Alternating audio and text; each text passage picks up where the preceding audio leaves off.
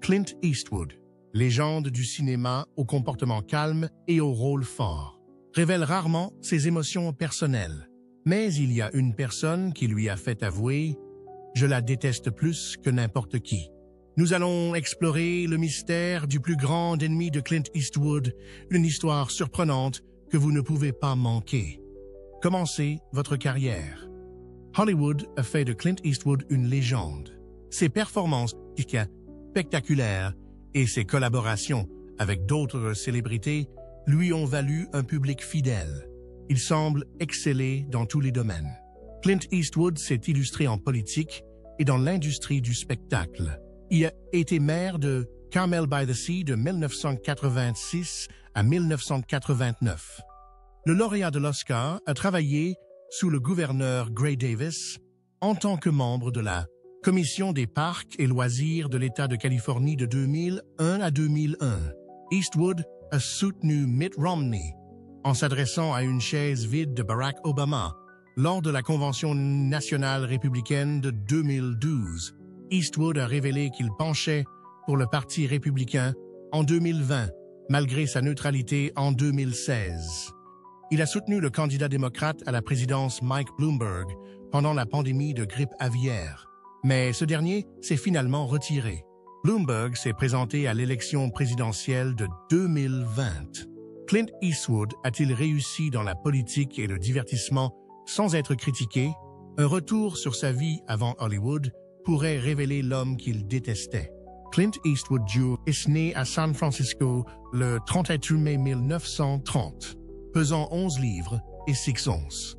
Ruth et Clinton Eastwood Sr. l'appelait affectueusement Samson en raison de sa taille. Les Eastwood vivent là bien à Piedmont, en Californie, tandis que sa mère travaille chez IBM et que son père fabrique des produits. John, la jeune sœur d'Eastwood. Premier né d'une famille de 2 enfants. Sa famille est originaire d'Écosse, d'Irlande, d'Angleterre et des Pays-Bas. Il est intéressant de noter qu'Eastwood est un descendant nord-américain de la 12e génération du voyageur du Mayflower, William Bradford. La famille a souvent déménagé au cours des années 1930, alors que le père d'Eastwood travaillait dans de nombreuses régions. Finalement installé à Piedmont, en Californie, la famille vit confortablement dans une banlieue riche. Tous les parents Eastwood possèdent une voiture et la famille est abonnée à une piscine et à un country club. Clint a surmonté son retard et a suivi des cours d'été à la Piedmont Middle School. Après avoir rejoint le lycée de Piedmont, des problèmes de comportement l'ont fait renvoyer. Les propositions indécentes et l'incendie de l'effigie de l'école font partie de ces problèmes. Eastwood prévoyait d'être diplômé de l'Oakland Technical High School au milieu de l'année 1949, mais il a peut-être terminé l'école. Dans ses souvenirs de lycée, Eastwood se montre insouciant et peu soucieux de l'éducation. Patrick McGilligan, Biography, note que les dossiers de fin d'études secondaires sont confidentiels. Malpaso, sa société de production, a demandé à McGilligan de ne pas interviewer l'ancien directeur de l'école d'Eastwood. Clint a été sauveteur, livreur de journaux, employé d'épicerie, pompier forestier et caddie de golf avant de s'engager dans l'armée. Il s'est engagé dans l'armée américaine en 1951, pendant la guerre de Corée. Eastwood était maître nageur à Fort Ord, dans le nord de la Californie, pendant son service militaire, contrairement à ce qu'il prétend. Eastwood était célèbre pour sa vie amoureuse à Fort Ord.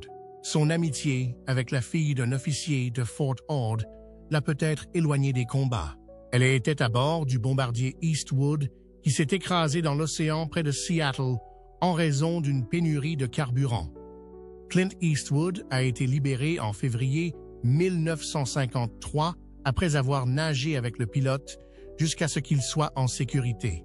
La carrière d'acteur inattendu de Clint Eastwood débute à Fort Ord. Selon un communiqué de presse de CBS Rawhide, un assistant intelligent d'Universal International a reconnu Eastwood et l'a invité à une rencontre. Cette histoire est contestée par le biographe officieux d'Eastwood, Patrick McGilligan. La biographie officielle d'Eastwood attribue à Chuck Hill, un employé de Fort Ord ayant des relations dans le monde du spectacle, le mérite de l'avoir introduit à Hollywood. Hill a montré à Eastwood les studios Universal et l'a présenté au caméraman Irving Glassberg à Los Angeles. Critique. Glassberg organise une audition avec Arthur Lubin pour Eastwood. Eastwood mesure une virgule ou atma, ce qui plaît à Lubin, mais il critique sa performance. Selon lui, Eastwood semblait maladroit, gêné et robotique dans ses répliques. Malgré ses premières critiques, Lubin conseille à Eastwood de suivre une formation d'acteur. En avril 1954, Lubin conclut avec Eastwood un premier contrat de $100 par semaine. Après avoir été impressionné par son physique, même après la signature du contrat, le comportement rigide d'Eastwood et sa réputation de prononcer ses répliques, entre ses dents, une caractéristique de son style d'acteur distinctif, perdure. Lors de son audition pour Six Bridges to Cross, en 1954, le réalisateur Joseph Pevney le rejette. En 1955, après de nombreuses auditions infructueuses, Eastwood obtient un petit rôle dans Revenge of the Creature, la suite du populaire Creature from the Black Lagoon, la créature du lagon noir. Eastwood apparaît également dans d'autres films, dont Tarantula, où il joue un pilote d'escadrille non crédité, et Lady Godiva of Coventry, où il joue le marin Jonesy. Eastwood fait ses débuts à la télévision dans Allen in Movieland en juillet 1955, aux côtés de Benny Goodman, Tony Curtis et Steve Allen. Il complète ainsi sa carrière cinématographique. Malgré son succès grandissant, le contrat d'Eastwood avec les studios Universal échoue chez Résilier le 23 octobre 1955. Après avoir quitté les studios Universal, Clint Eastwood rejoint l'agence Marsh afin d'obtenir du travail d'acteur supplémentaire. Malgré des rôles principaux dans The First Traveling Sales Lady et des rôles secondaires dans Escapade in Japan, Eastwood a du mal à s'imposer dans la profession. Eastwood consulte Irving Leonard, l'agence Kumano-Lennox et Mitchell Gertz, après avoir décidé qu'il avait besoin de se refaire une beauté. Il apparaît dans plusieurs séries télévisées, dont Deadly Valley Days, West Point, Reader's Digest et Highway Patrol. Il a également fait des apparitions dans Lafayette Escadrille et Navy Log. Eastwood a joué le timide méchant Red Hartigan dans un épisode de 1959 de Maverick, l'un de ses rôles les plus emblématiques. Dans cet épisode, Eastwood a de nouveau montré qu'il pouvait jouer des personnages complexes, malgré son petit rôle. Il dit que son point le plus bas a été le rôle d'un vétéran confédéré déserteur dans un bush à Cimarron Pass en 1958. La carrière de Clint s'est améliorée après avoir joué Rowdy Yates dans Rawhide, un western de CBS en 1958. Ce rôle a marqué un tournant dans la carrière d'Eastwood, qui attendait une pause. Bien que la série soit populaire, Eastwood n'est pas satisfait de son rôle de Rowdy Yates. Le personnage semblait trop juvénile et maladroit. Rawhide est devenu célèbre après le tournage en Arizona durant l'été 1958, mais n'est resté que 3 semaines dans le top 20 de la télévision. Bien qu'elle n'ait jamais remporté d'Emmy, Rawhide s'est catapulté au 6e rang des audiences en 1960-1961. Les années les plus difficiles d'Eastwood ont été celles du tournage de Rawhide. Il travaille 6 jours par semaine, 12 heures par jour, mais les autres réalisateurs estiment qu'il ne travaille pas assez dur. À la fin de l'année 1963, l'audience de Rawhide chute et les scénarios se détériorent. La série s'est arrêtée au milieu de l'année 1965-1966. Eastwood a essayé de réaliser un épisode de Rawhide, mais a échoué après avoir réalisé plusieurs bandes annonces. À la fin de Rawhide, Eastwood touche $119 par épisode en guise d'indemnité de départ. Ce programme lui a permis d'acquérir une expérience et une notoriété vitale, ouvrant la voie à son futur succès. Fin 1963. Clint Eastwood joue dans le western italien. Une poignée de dollars, ce qui change sa carrière. Eric Fleming, son partenaire dans Rawhide, a d'abord refusé. Richard Harrison présente Eastwood à Sergio Leone, le réalisateur inconnu du film. Eastwood accepte car cela lui permet de se débarrasser de son personnage de Rawhide. Il a travaillé 11 semaines pour 15 000 $ et a reçu une Mercedes-Benz après le tournage. Jouer l'homme sans nom était un grand changement pour Eastwood, qui jouait habituellement des rôles sérieux. Dans Rawhide, il incarne avec amour et compassion le héros classique au chapeau blanc. Dans Une poignée de dollars, Eastwood a joué un anti-héros plus complexe et moralement ambigu. Eastwood a participé à la création du look de l'homme sans nom. Il a créé le look unique du personnage, y compris l'habitude de fumer le cigare à la demande de Sergio Leone, en dépeignant un cadre solitaire et chaotique et en remettant en question les tropes du western. Ce western italien est devenu un classique. Lorsque le succès du film a rendu Eastwood célèbre en Italie, il a été immédiatement réengagé pour la suite, pour une poignée de dollars de plus. Selon le scénariste Luciano Vincenzoni, United Artists a payé 900 $ pour quelques dollars de plus et le bon, la brute et le truande. Après avoir rencontré le producteur Dino De Laurentiis en janvier 1966 à New York, le projet suivant d'Eastwood cherchait de l'anthologie non occidentale The Witches. Son jeu, dans ce segment de 19 minutes, était inhabituel pour Clint, selon les critiques. 2 mois plus tard, Eastwood entame le tournage du film Le Bon, la brute et le truande, dans lequel il reprend son rôle de l'homme mystérieux sans nom. Lee Van Cleef jouait un méchant chercheur de richesse avec Eli Wallach dans le rôle du voleur mexicain Tuco Ramirez. L'histoire tourne autour d'un cimetière contenant de l'or confédéré. L'expertise d'Eastwood en matière d'explosifs s'est avérée importante lors du scénario de destruction d'un pont. Il a mis Wallach en garde contre les explosifs et les effets spéciaux et lui a suggéré de prendre de la hauteur. Peu après, une explosion prématurée s'est produite à la suite d'une mauvaise communication entre les membres de l'équipe, ce qui aurait pu mettre la vie de Wallach en danger. Grâce à la rapidité d'esprit d'Eastwood, Wallach a probablement évité la mort ou des blessures graves. La carrière continue de décoller. Le film de Clint Eastwood, Le Bon, la brute et le truande, une poignée de dollars, et pour quelques dollars de plus, la trilogie du dollar, ont fait un tabac au box-office. Ces films, qui ont débuté en 1967, ont été des succès commerciaux. Le film Le Bon, la brute et le truande, qui a rapporté plus de 8 millions de $, a été particulièrement fructueux et a propulsé Clint Eastwood sur le devant de la scène. En 1968, Clint Eastwood figurait en 6e position sur la liste des 10 célébrités les plus lucratives établies par Quigley. Si les acheteurs ont été satisfaits, les critiques ont eu des sentiments mitigés à l'égard de la trilogie du dollar. Le style et l'imagerie uniques du film ont été salués par la critique, mais l'interprétation d'Eastwood a souvent été critiquée pour son manque de passion et d'énergie.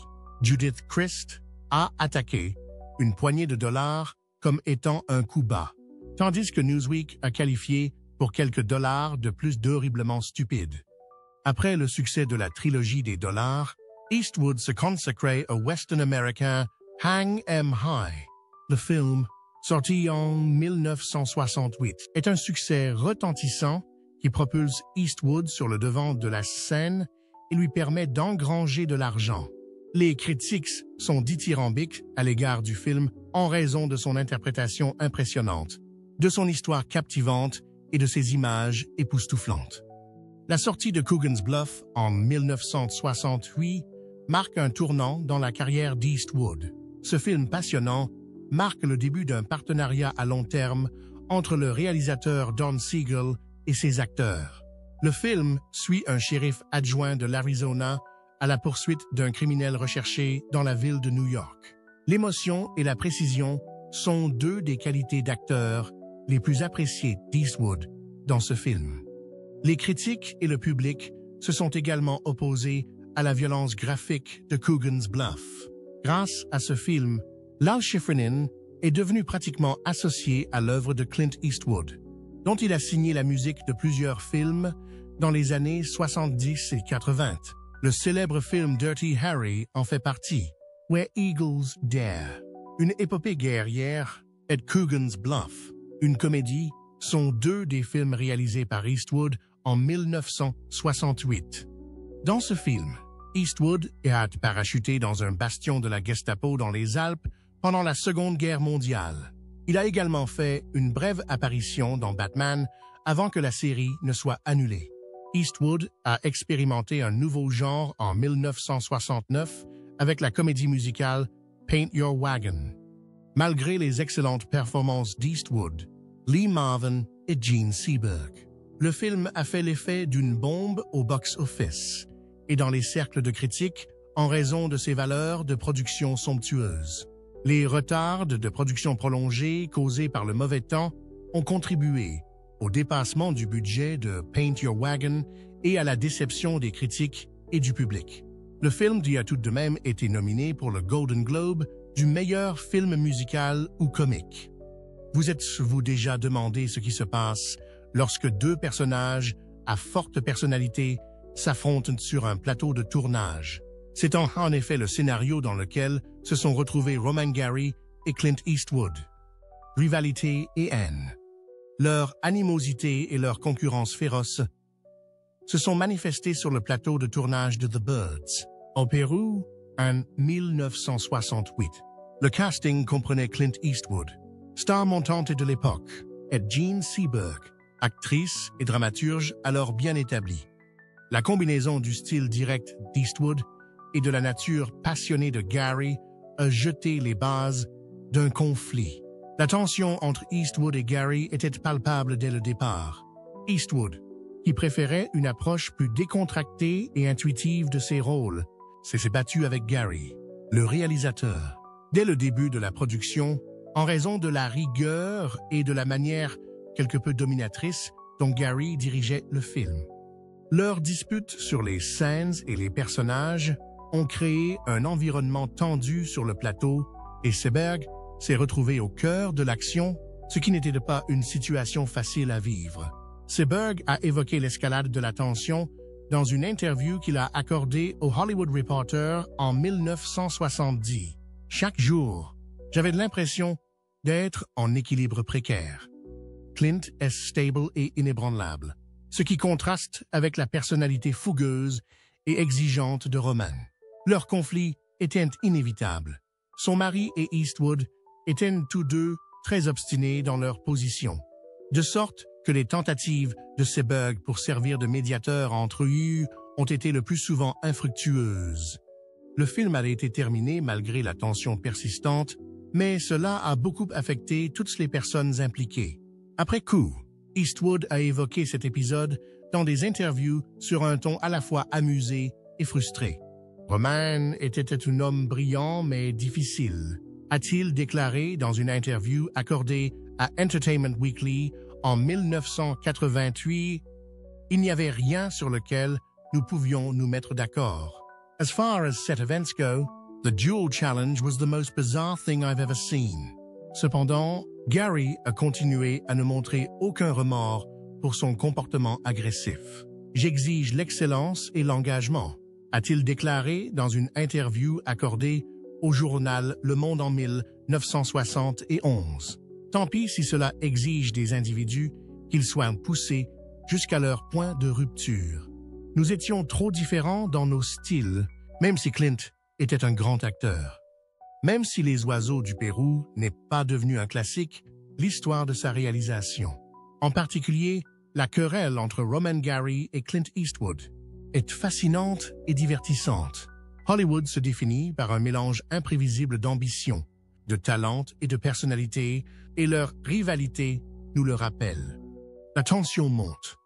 Mais ce que la plupart des gens ignorent, c'est que les conflits professionnels n'étaient qu'une partie de l'histoire qui a contribué à leur profonde animosité.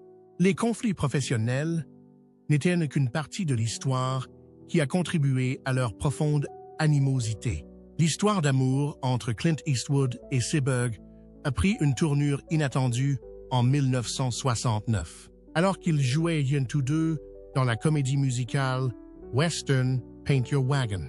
L'animosité déjà présente entre Eastwood et Gary, le mari de Joan, est encore exacerbée par cette liaison. Eastwood, jeune acteur à l'allure robuste, et Seberg, célèbre pour son rôle dans À bout de souffle, ont eu une relation immédiate et intense qui dépassait le cadre professionnel. Dans l'histoire, Clint Eastwood incarnait un jeune associé d'une mine d'or et Joan Seberg, une jeune femme qui s'est engagée à l'épouser.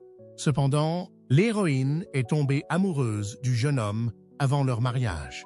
Il s'avère que Seberg et Eastwood, qui étaient mariés à l'époque, ont entamé une romance hors écran à la suite de leur relation à l'écran. Pendant le tournage dans les paysages pittoresques de l'Oregon, leur passion s'est développée. Ils ont consacré beaucoup de temps l'un à l'autre, échangeant des baisers passionnés et des discussions profondes dans la nature sauvage et les endroits reculés. Tout le monde sur le plateau voyait qu'ils étaient parfaitement assortis et leur connexion était palpable à la fois devant et derrière la caméra. Après la révélation de la liaison de Seberg, Eastwood a été provoqué en duel par Roman Gary, un écrivain et diplomate français qui avait déjà été marié à Seberg. Sur le plateau de Kitchen at Sunrise, il voulait défier Eastwood. Craignant que le duel ne retarde la production du film, Eastwood a refusé d'y participer, préférant utiliser son poing comme arme. Entre-temps, Gary est retourné à son roman White Dog et Seberg a demandé le divorce, espérant qu'Eastwood suivrait son exemple. Cependant, Eastwood choisit de ne pas le faire. Eastwood a reconnu la liaison et ses complications lors d'une interview accordée au Guardian en 1974, au cours de laquelle il a brièvement abordé le sujet. « Je n'ai pas pu m'empêcher de ressentir un lien fort avec Jean. Nous avons surmonté les jours difficiles sur le plateau en appréciant la compagnie de l'autre et en travaillant dans les moments difficiles. Bien que leur collaboration sur la trilogie D-Dollar ait révolutionné le cinéma occidental, la relation entre Clint Eastwood et Sergio Leone, deux titans du genre, était loin d'être harmonieuse à la fin. Bien qu'il ait eu un petit rôle dans la série télévisée Rawhide, Clint Eastwood n'était pas un acteur célèbre en 1964. Le cinéaste italien Sergio Leone, qui voulait révolutionner le genre du western, a choisi Clint Eastwood pour jouer dans Une poignée de dollars. Ils sortiront ensuite, pour quelques dollars de plus en 1965, et Le Bon, La Brute et le Truand en 1966, dans le cadre de leur légendaire trilogie des dollars qui débute avec ce film. Par rapport aux héros idéalisés des westerns américains, la représentation que fait Eastwood de l'homme sans nom est tout à fait différente. Ces personnages sont difficiles, éthiquement ambigus et tout à fait fascinants. À l'écran, leur travail d'équipe était fascinant. Lorsque l'attitude sévère d'Eastwood a rencontré le style cinématographique distinctif de Leone, défini par de longs affrontements, pleins de tensions et des gros plans intenses, un nouveau type de western a vu le jour. Ces films ont propulsé Eastwood au rang de star et ont consolidé la position de Leone en tant que légende du genre. La trilogie du dollar a changé la façon dont de nombreux cinéastes abordent leur métier. Sergio Leone et Clint Eastwood travaillent ensemble. La collaboration entre Clint Eastwood et Sergio Leone n'a cependant pas été parfaite. Les tensions ont commencé à monter au fur et à mesure que le développement du Goûter progressait. Alors que Leone continue d'être très prudent, Eastwood est de plus en plus irrité. Eastwood estime que les exigences méticuleuses de Leone, qui comprennent plusieurs prises et des installations complexes, sont fastidieuses et inutiles. compte tenu de sa réputation d'excellence. Eastwood a évoqué leur collaboration dans une interview accordée à Rolling Stone en 1984.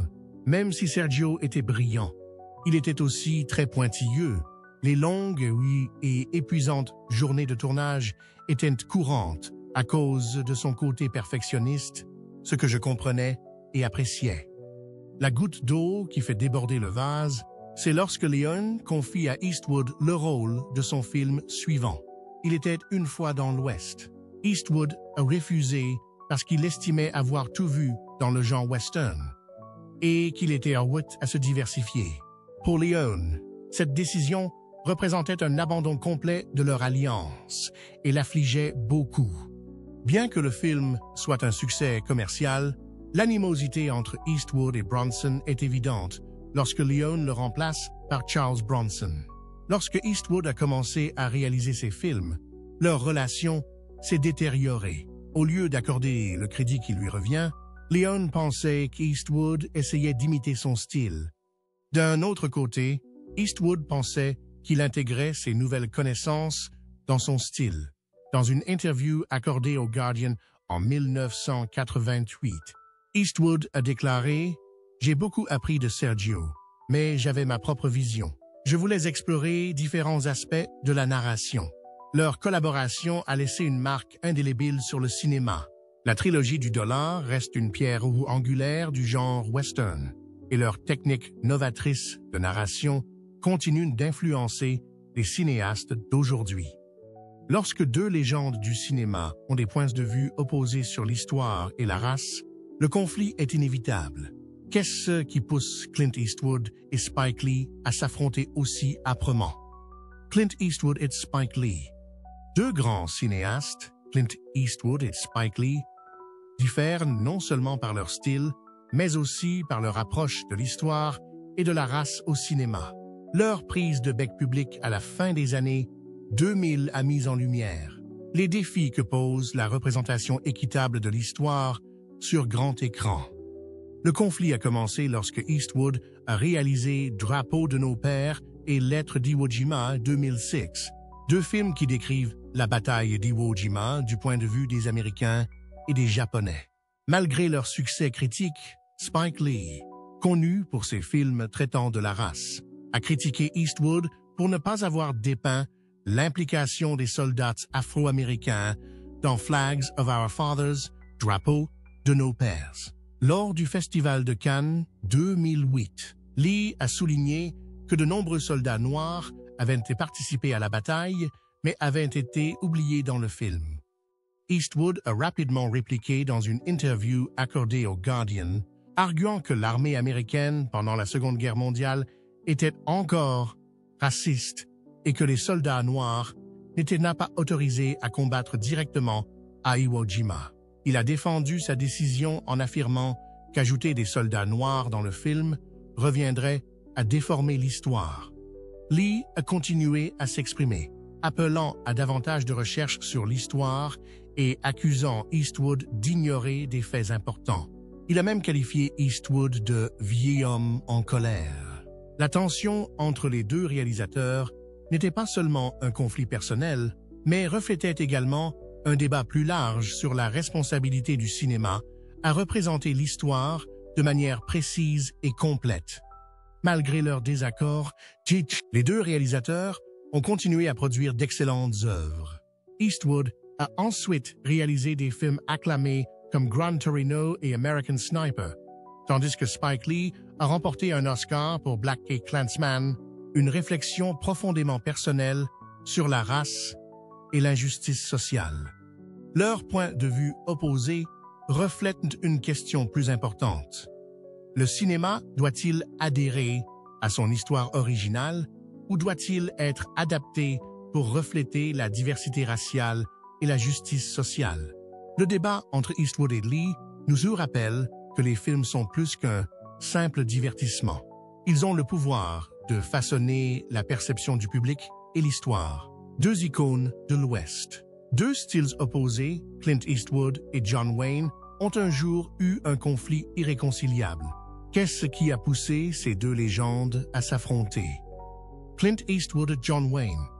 La querelle entre John Wayne et Clint Eastwood est l'histoire intrigante de deux acteurs emblématiques du western qui n'auraient pas pu être plus différents. Les styles cinématographiques de ces acteurs et actrices légendaires n'auraient pas pu être plus différents.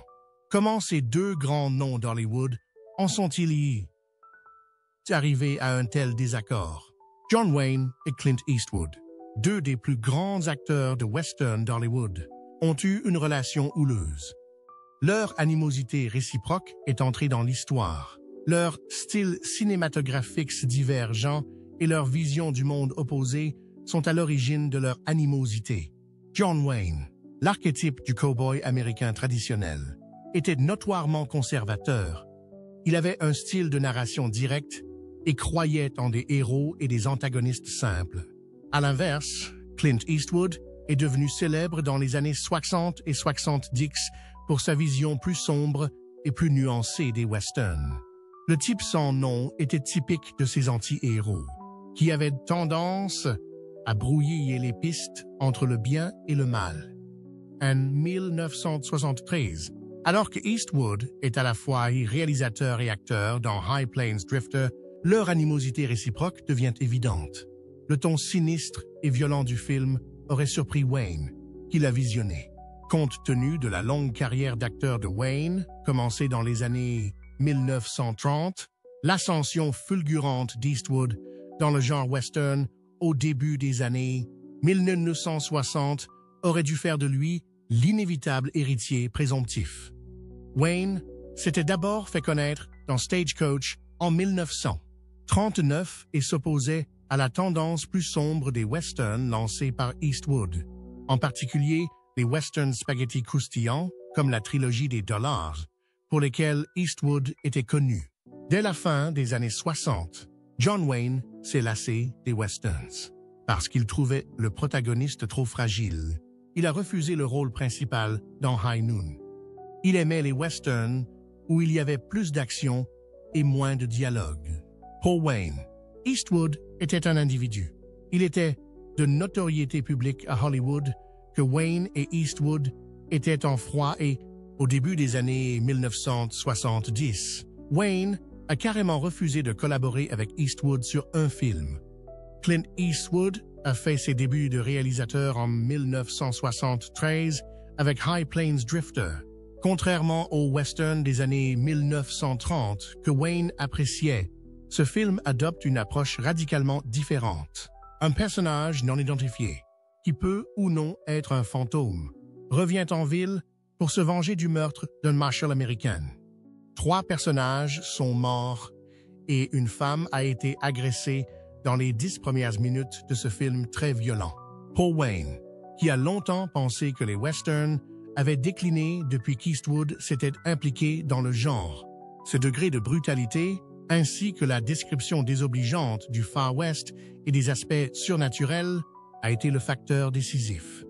Lors d'une interview accordée au Telegraph, Eastwood a révélé que Wayne lui avait envoyé une lettre dans laquelle il exprimait son mécontentement à l'égard du film, affirmant qu'il ne parvenait pas à capturer l'essence du genre, la colonisation de l'Ouest et l'expérience des pionniers.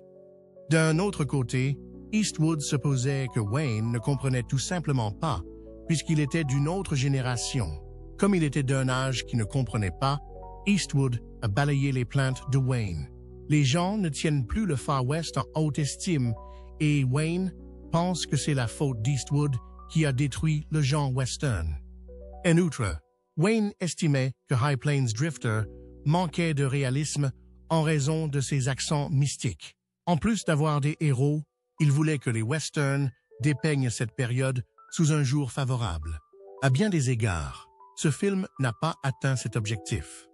Le scénario de The Hostiles a suscité l'intérêt d'Eastwood peu après la fin de High Plains Drifter. Le film est centré sur un joueur adolescent et un éleveur âgé qui unissent leurs forces pour repousser des voleurs après que le joueur a gagné la moitié des terres de l'éleveur. Une fois de plus, Wayne a envoyé une lettre à Eastwood pour lui signifier son refus d'interpréter le rôle du vieux propriétaire de ranch. alors que Eastwood souhaitait qu'il le fasse. L'intrigue n'était pas le principal problème de Wayne. Il s'agissait plutôt d'Eastwood et des changements qu'il percevait dans le genre du western. Il est dommage que le film n'ait pas pu voir le jour, car Wayne n'a pas voulu collaborer avec Eastwood. Néanmoins, en 2009, une adaptation cinématographique a finalement été réalisée, mais à ce moment-là, Eastwood et Wayne étaient tous deux décédés. Le genre du western a continué à évoluer dans le sens envisagé par Eastwood après High Plains Drifter, et il a continué à réaliser et à jouer dans un certain nombre d'entre eux. La querelle entre Wayne et Eastwood était une tentative de préserver le style classique du western au moment même où le genre était sur le point de subir une transformation radicale. Eastwood a défendu des thèmes plus nuancés et parfois plus sombres, et leur dispute illustre cette tendance à s'éloigner des bons et des méchants simplistes à Hollywood. Leur animosité a persisté jusqu'à la mort de Wayne en 1979. Même s'ils n'ont jamais collaboré, Wayne méprisait Eastwood plus que n'importe qui d'autre dans le milieu, principalement en raison des critiques incessantes d'Eastwood. Sandra Locke n'était pas seulement la co-vedette de Clint Eastwood, elle faisait aussi partie intégrante de sa vie. Mais qu'est-ce qui a causé la fin controversée de leur relation? Relation avec Locke. Sandra Locke est l'homme avec lequel Eastwood a rarement eu des problèmes. En 1975, lors du tournage de Josie Wales, la hors-la-loi, leurs chemins se croisent et leur voyage commence. L'intérêt romantique d'Eastwood est incarné par Locke.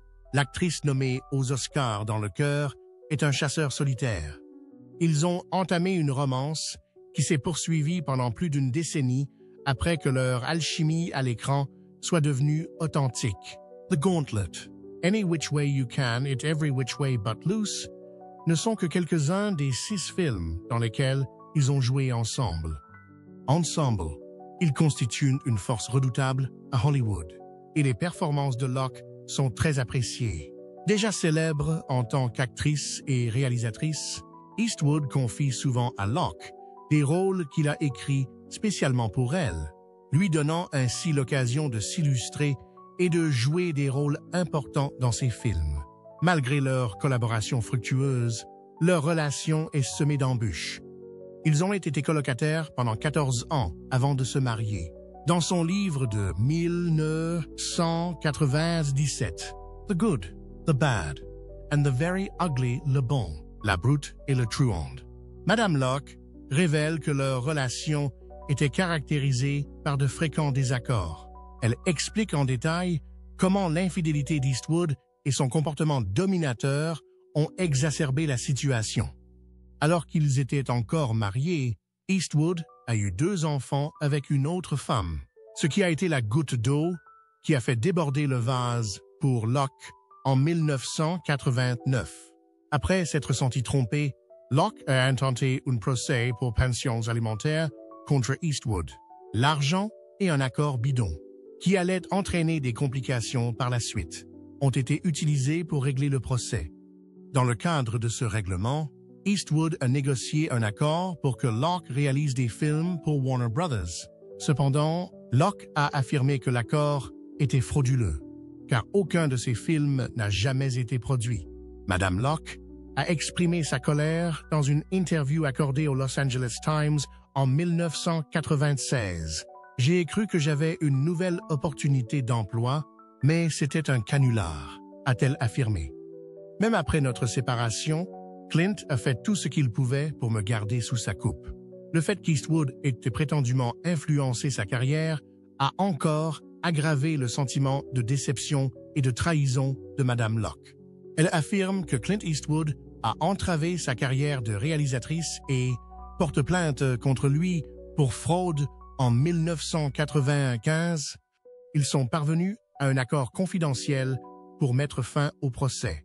Mais les remarques publiques de Mme Locke ont révélé qu'elle nourrissait encore des remords et de la colère. The Hollywood Reporter a interviewé Mme Locke en 2013. et elle a parlé de sa collaboration avec M. Eastwood. Il y a eu des moments agréables, sans aucun doute. En travaillant et ensemble, nous avons réalisé des films remarquables. Cependant, le prix à payer individuellement a été très élevé.